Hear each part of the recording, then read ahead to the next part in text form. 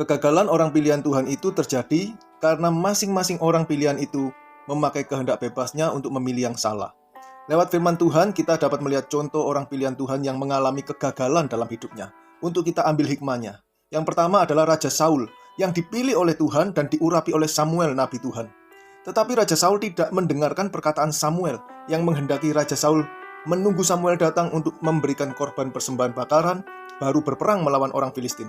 Demikian pula, Raja Saul tidak membunuh Agag, raja orang Amalek, dan memusnahkan kambing domba dan lembu-lembu, tetapi menyelamatkan yang terbaik dan yang tambun.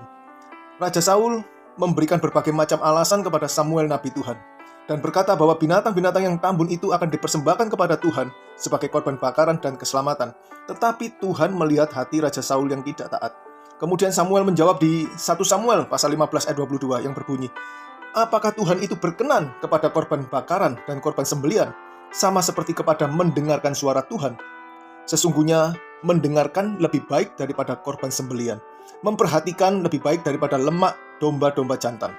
Pada akhirnya Raja Saul sebagai orang pilihan yang gagal di mata Tuhan, karena ketidaktaatannya dan menggantinya dengan seorang yang berkenan di hati Tuhan sebagai Raja Israel. Berikutnya kita bisa melihat orang pilihan yang dipilih oleh Yesus sebagai muridnya, yaitu Yudas Iskariot. Ternyata Yudas, murid yang dipilih oleh Yesus sendiri, menjadi orang pilihan yang gagal, karena Yudas tidak mau dan tidak sanggup melepaskan dirinya dari cinta akan uang. Dalam sebuah kejadian, Yudas berkata, mengapa minyak narwastu ini tidak dijual 300 dinar dan uangnya diberikan kepada orang-orang miskin? Sepertinya Yudas ini adalah orang yang baik dan memiliki kasih. Tetapi mari kita membaca tulisan Yohanes, murid Yesus yang juga bersama-sama dengan Yudas waktu itu. Yohanes pasal 12 ayat 6 berbunyi demikian, hal itu dikatakannya bukan karena ia memperhatikan nasib orang-orang miskin, melainkan karena ia adalah seorang pencuri. Ia sering mengambil uang yang disimpan dalam kas yang dipegangnya. Pada akhirnya Yudas menjual gurunya dengan bayaran 30 uang perak dan menyesalinya, kemudian mengakhiri hidupnya. Sekarang kita memahami kegagalan orang pilihan itu terjadi karena dua hal.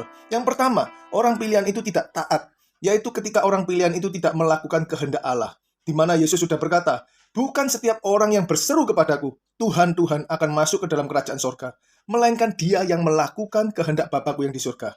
Yang kedua adalah ketika orang pilihan itu tidak menguduskan dirinya, tetapi tetap hidup di dalam dosanya. Sebab firman Tuhan sudah berkata, berusahalah hidup damai dengan semua orang, dan kejarlah kekudusan. Sebab tanpa kekudusan, tidak seorang pun akan melihat Tuhan. Amin.